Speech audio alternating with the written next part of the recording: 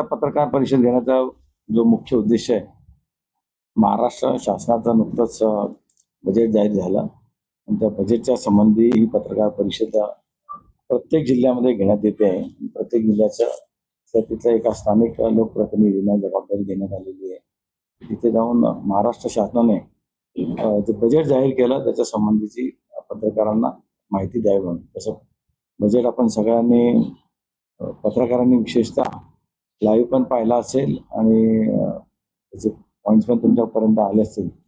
तरी एक ब्रीफ म्हणून आपल्या सगळ्यांना महाराष्ट्र शासनाच्या बजेटमध्ये महाराष्ट्र शासनाने काय केलं आहे, सामान्य जनतेसाठी, शेतकऱ्यांसाठी, सरकारांसाठी, उद्योगासाठी काय सुविधा केलेल्या आहेत, काय काय योजना आखल्या आहेत, त्यासंबंधी थोडक्यात माहिती मी इथे आपल्याला देणार आहे. आपल्याला माहिती आहे की देशाचे पंतप्रधान आदरणीय नरेंद्रजी मोदी यांनी विकसित भारत एक संकल्पना देशाला दिलेली आणि त्याच्या अनुषंगाने महाराष्ट्राचे मुख्यमंत्री देवेंद्रजी फडणवीस यांनी विकसित महाराष्ट्र ही संकल्पना मांडली. प्रत्येक राज्य हे जोपर्यंत विकसित होत नाही तोपर्यंत देशही विकसित होणार नाही. म्हणजे जसं आपण विकास करताना म्हणतो की प्रत्येक क्षेत्राचा विकास झाला पाहिजे, तसाच तो प्रत्येक राज्याचाही विकास झाला पाहिजे तर देश विकसित होईल. म्हणून प्रत्येक राज्यानेही विकसित त्यांचं राज्य असं धोरण जर ठरवलं तर निश्चितपणे विकसित भारत व्हायला अजिबात वेळ लागणार नाही. 2047च्या आधीच तो निश्चितपणे होईल असा आमचा विश्वास आहे. आणि त्या विकसित भारताच्या दृष्टीने जे विकसित महाराष्ट्र एक नवीन विजन देवेंद्रजी फडणवीस यांनी तयार केलं. ते मुख्यमंत्री आहेत आणि वित्त व नियोजन मंत्री तेच आहेत सध्या. म्हणून त्यांनी जे धोरण तयार केलेलं आहे विकसित महाराष्ट्राचं, त्याच्या अनुषंगाने हा बजेट त्यांनी तयार केलेला आहे. त्याच्यामध्ये बेसिक इन्फ्रास्ट्रक्चर जे रस्त्याचं जाळं असेल, रेल्वेचं जाळं असेल, शहरामध्ये मेट्रोचं जाळं असेल, मोनो रेल आहे, मेट्रो रेल आहे, आता नवीन अंडरग्राऊंड मेट्रो सुरू केलेले आहेत. नवीन विमानतळ सुरू झालं तर नवीन विमानतळ तो जुनं विमानतळ ह्याला जोडणारा एक लिंक तयार केली जाते की जेणेकरून या विमानतळावरून त्या विमानतळावर लवकर पोहोचण्यात यावं. वडाळापासून गेटवे ऑफ इंडियाला येणारा एक भूमिगत मेट्रो तयार होते आहे की मुंबईमध्ये साधारणतः आपल्या महाराष्ट्राची सगळी लोक मुंबईमध्ये जातात रोजगाराच्या निमित्ताने. पण प्रॉपर मुंबईत जाताना आता मुंबईत एवढा लोड पडतोय त्या मुंबईमधलं जे पूर्वीचं इन्फ्रास्ट्रक्चर आहे ते कमी पडायला लागलं आहे. पण तरी आहे त्या इन्फ्रास्ट्रक्चरला अजून वाढवणं आणि नवीन मुंबई तयार करणं. आता आपण नवी मुंबई तयार झाली होती, आता तिसरी मुंबई तयार झाली आहे, जवळपास तयार होते. चौथ्या मुंबईची तयारी झाली आहे. तिथे वाढवण बंदर आपण डिक्लेअर केलेला आहे. त्या वाढवण बंदराचा चौथा मुंबईचा संकल्प सुरू झालेला आहे.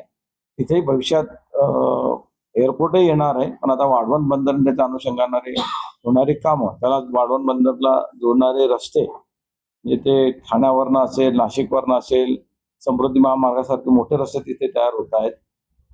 आताचा जो एक्झिस्टिंग समृद्धी मार्ग आहे तो नागपूरपर्यंत आहे. तो नागपूरच्या पुढेही अजून गडचिरोली, भंडारा वगैरे त्या भागातही जाणार आहे. जे रस्त्यांची जाळे मोठ्या प्रमाणामध्ये या महाराष्ट्रात तयार झालेले आहेत. एअरपोर्टही बरेचसे ऐकलं असेल किंवा सुरुवातही झालेली तुम्ही पाहिली असेल की कोल्हापूरचं एअरपोर्ट सुरू झालं, सोलापूरचं एअरपोर्ट सुरू झालं आहे, आता जळगावचंही एअरपोर्टचं विस्तारीकरण होत आहे, अशा अमरावतीचं एअरपोर्ट सुरू झालं. अशा अनेक भागाचे एअरपोर्ट तेही सुरू झाले जेणेकरून तिथलं ट्रान्सपोर्टेशन जे आहे ते पटकन करता आलं पाहिजे. ही शहरं, छोटी छोटी शहरं ही मोठ्या शहराला तातडीने जोडली गेली पाहिजे. या दृष्टीने हे ट्रान्सपोर्टेशनचे सिस्टम तयार होते आहेत. मेडिकलच्या बाबतीमध्येही प्रत्येक जिल्ह्यामध्ये जवळपास मेडिकल कॉलेज सुरू करण्याचा महाराष्ट्र शासनाने ऑलरेडी डिक्लेअर केलेलं आहे. मला वाटतं आता कोकणातही एक मेडिकल कॉलेज सुरू करायचे डिक्लेअर केलेलं आहे. आपल्या इथे ऑलरेडी मेडिकल कॉलेज सुरू आहे. त्याचं जवळपास 85% काम आपल्या इथलं झालेलं आहे. त्याचं काम अजून मोठ्या प्रमाणात सुरू आहे. आपल्या इथे एअरपोर्टचं काम सुरूच आहे. त्याचंही जे लँडिंगच्या आणि स्टँडिंगच्या जी कॅपॅसिटी आहे ती वाढवण्याचं काम सुरू आहे आणि त्याची धावपट्टी वाढवण्याचं काम डिक्लेअर झालेलं ऑलरेडी. ते काम सुरू होणारच आहे. शेतकऱ्यांसाठी म्हणजे ही जी बेसिक व्यवस्था आहे शेतीमाल हा मुख्य बाजारपेठेत पोहोचला पाहिजे या दृष्टीने जी व्यवस्था करण्याचा प्रयत्न आहे. इतरही लोकांना व्यापाऱ्यांनाही सुविधा झाली पाहिजे. शेतीमालही मुख्य शहरामध्ये पोहोचला पाहिजे. आताच आपल्याला माहिती आहे की या बजेटमध्ये शासनाने शेतकऱ्यांसाठी मोठी घोषणा केली. 2 लाखापर्यंतचं पीक कर्ज त्यांना माफ केलंय. साधारणतः 30 सप्टेंबर 2025 पर्यंत पीक कर्ज थकीत असणाऱ्या शेतकऱ्यांना 2 लाख रुपये कर्ज माफ केलेलं आहे आणि नियमित कर्ज भरणाऱ्या शेतकऱ्यांना 50,000 रुपये अनुदान, प्रोत्साहन अनुदान देण्याचंही डिक्लेअर केलेलं आहे. जे मी याच्याने असं काही म्हणणार नाही की शेतकऱ्यांना पूर्णपणे याच्यातनं मुक्ती मिळाली की काय, परंतु एक मदतीचा हात शेतकऱ्यांना या माध्यमातून मिळालेला आहे. त्याचं जे काही नुकसान झालेलं आहे ते 100% भरून तर निघणार नाही, पण त्याला याच्या माध्यमातून जरूर मदत होणार आहे. पुन्हा उभं राहायला तो एक छोटासा प्रयत्न शासनाने या माध्यमातून केलेला आहे. यावेळेचं वैशिष्ट्य असं आहे की शेतकऱ्यांना अत्याधुनिक टेक्नॉलॉजीच्या आधारे मार्केटशी जोडणं, म्हणजे याच्यासाठी एआयचा वापर करणं, DBTचा वापर करणं, त्यानंतर ॲग्रिस्टॅक आहे, महावेदिक, क्रॉसॲप आहे, DBT आहे, मूल्य साखळी तयार करणं. याच्या माध्यमातून अत्याधुनिक पद्धतीने शेतकऱ्यांचा माल हा बाजारपेठांपर्यंत पोहोचला पाहिजे. त्यांना घरबसल्या सगळ्या इन्फॉर्मेशन आल्या पाहिजे. आणि एक प्रयत्न असा आहे की वारंवार शेतकरी जो कर्जात सापडतो त्याला कर्जातनं वारंवार कर्जमुक्ती देण्यापेक्षा त्याच्यावर कर्ज होऊ नये, त्याच्या शेतमालाला चांगला भाव मिळाला पाहिजे या दृष्टीने त्याला घर बसल्या सगळ्या इन्फॉर्मेशन आल्या पाहिजे. बऱ्याच असं असतं की मालाला भाव असो पण तो माल कुठल्या मार्केटमध्ये न्यावं हे शेतकऱ्याला माहीत नसतं. म्हणून त्याला अत्याधुनिक टेक्निकचा वापर करून या सुविधा जर त्याला दिल्या शेतकऱ्याला, त्याला आपला माल नेमकी कुठे पाठवायचा या गोष्टी देखील त्याला या माध्यमातून कळणार आहेत. शेतकऱ्यांना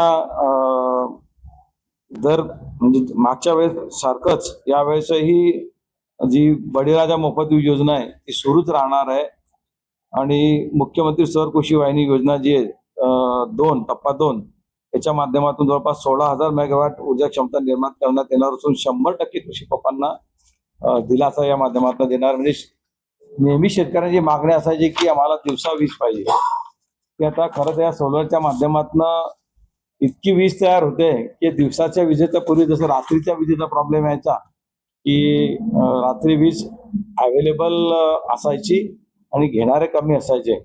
आता उलट झालं, आता दिवसा जास्त विजेचं प्रोडक्शन होत आहे आणि आता ते उलटा प्रवास करायचा की काय रात्री वापरत त्याला सबसिडी द्यायचं असं प्रयोजन आता व्हायला लागलेलं आहे. पण एकंदरीत शेतकऱ्यांना आता दिवसा वीज पुरवठा मिळाल्यामुळे त्याचाही शेतकऱ्यांना फायदा होतोय. नदीजोड प्रकल्पामध्येही शासनाने पहल घेतली असून वैनगंगा, नळगंगा हा नदीजोड प्रकल्प हाती घेतलेला आहे. दमणगंगा वैतरणा हा नदीजोड प्रकल्प हाती घेतलेला आहे. दमणगंगा एकलहरे गोदावरी नदीजोड प्रकल्प हाती घेतलेला आहे. काही जागतिक बँकेच्या माध्यमातून आहे, काही केंद्र सरकारच्या माध्यमातून हे प्रकल्प हाती घेण्यात आलेले आहे. आपल्या जिल्ह्यातही नागपूर धरणासाठी आणि पादरसे धरण खूप मोठ्या प्रमाणात यावेळेस निधीची तरतूद करण्यात आलेली. जवळपास 60-70 कोटी रुपये पादरसे धरणाला दिले, 250 कोटीच्या आसपास नागपूर धरणाला दिलेले आहे. जळगाव जिल्ह्यालाही मोठ्या प्रमाणामध्ये यावेळेस निधी देण्यात आलेला आहे.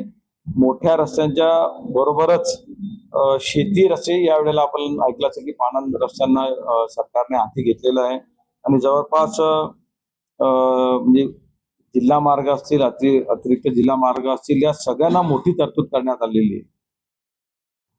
मागच्या वेळेपेक्षा म्हणजे महाराष्ट्रात अमृतकाल रस्ते विकास योजनेअंतर्गत द्रुतगती मार्ग 14,919 किलोमीटरचे प्रस्तावित केले गेलेले आहेत. यावेळेला जिल्हा मार्ग तयार करणार आहेत.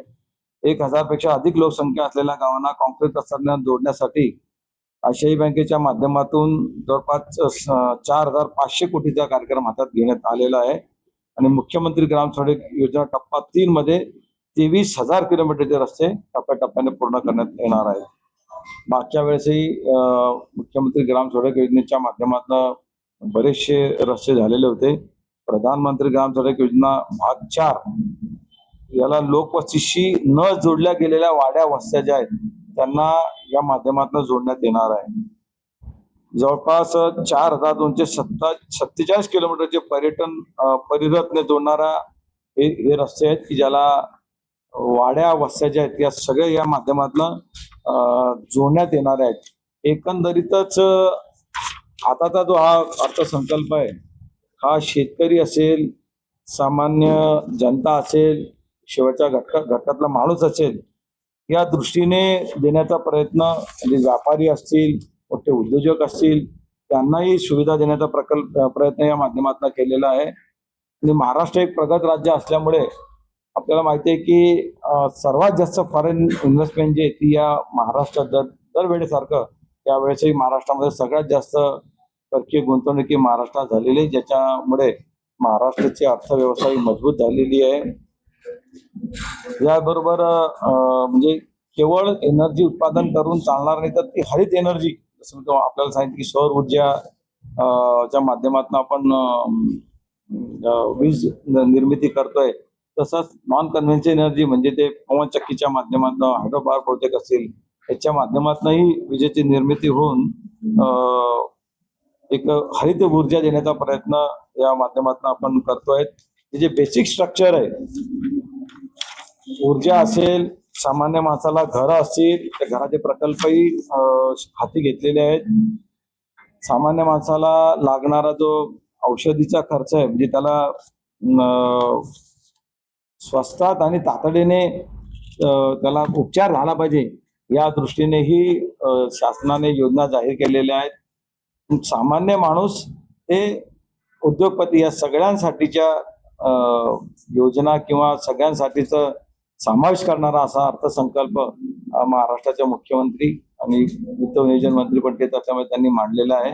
आपल्या माध्यमातून हा लोकांपर्यंत पोहोचवावा अशी आपल्या सगळ्यांना विनंती करतो. धन्यवाद.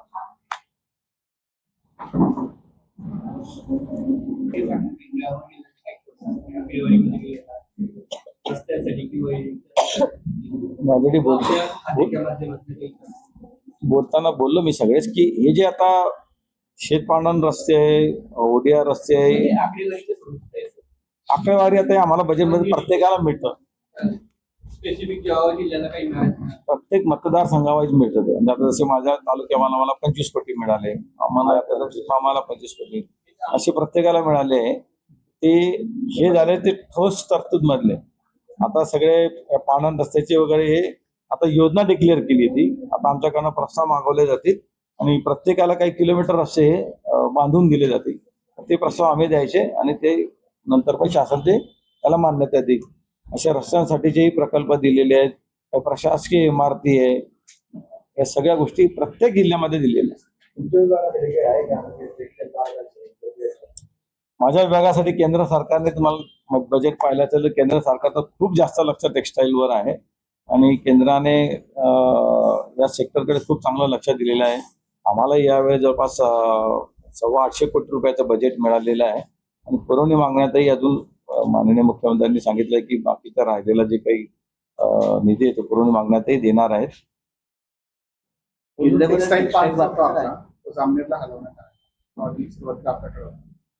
खूप जुनी गोष्ट आहे.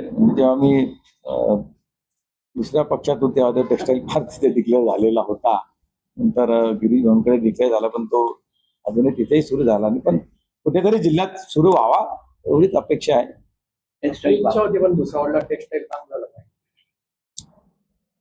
वारंवार म्हणजे खरं टेक्स्टाईल सुरुवातीला तिथेच डिक्लेअर झालेला होता. मी आधी सांगितलं त्याप्रमाणे. नंतर तो गिरीश भाऊंनी जामनेरला घोषणा केली त्याची.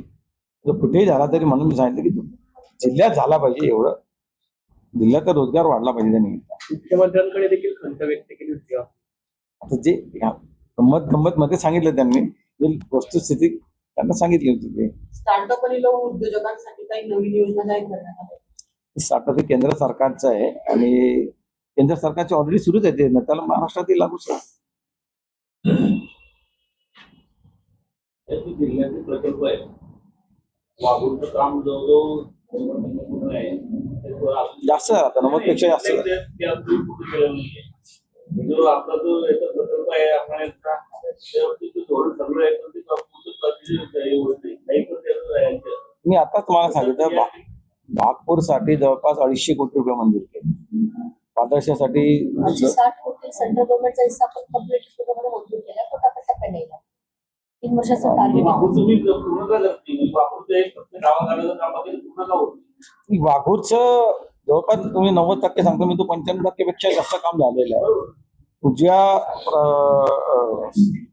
डाव्या पाटसारीचं काम जे आहे सुरूही आहे ते काम.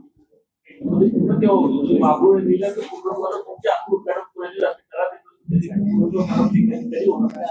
नाही होईल ते निश्चितपणे होईल. डाव्या पाटसाऱ्यांचं काम त्याचं सुरू आहे. आता ते नुसती मेन पाटसारी नसते, त्याला अजून मायनर असतात, म्हणजे मेजर त्या सोबत मायनर असतात. शेतकऱ्यांचा विरोध होतो, अशा बऱ्याच टेक्निकल खूप अडचणी येतात. तर प्रत्यक्ष आम्ही जेव्हा फील्डवर जातो तेव्हा शेतकऱ्यांना पाणी पाहिजे असतं, मात्र ते पाटसारी माझ्या शेतातून येऊन नका किंवा कोणी शेती देत नाही, बऱ्याचशा टेक्निकल अडचणी येतात तिथे. पण त्याच्यातनं मार्ग काढून तो पूर्ण करण्याचा प्रयत्न आहे.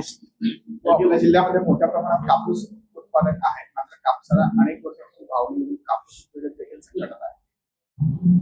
कापूस खरं आपल्या जिल्ह्यात नाही, विदर्भातही मोठ्या प्रमाणात होतो, महाराष्ट्रातही मराठवाड्यातही मोठ्या प्रमाणात होतो.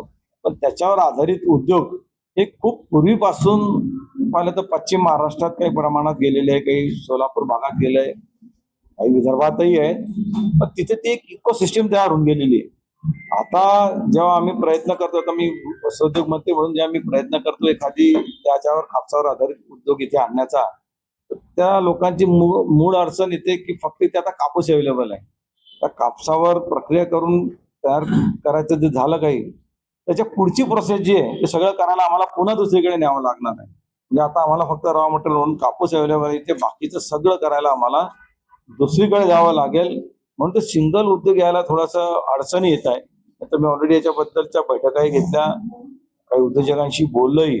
पण ती इकोसिस्टम पूर्ण ती यायला पाहिजे, त्याच्यासाठी ते प्रयत्न सुरू आहेत. शेतकऱ्यांच्या घरामध्ये आजही कापूस घडलेला आहे. अशा परिस्थितीमध्ये शेतकऱ्यांना कापसाला भाव मिळत नाही ही आता तर जी परिस्थिती आहे सध्याची, की कापूस एक्सपोर्ट पण बंद झालेले आहे आखाती देशातील युद्धाच्या परिस्थितीमुळे.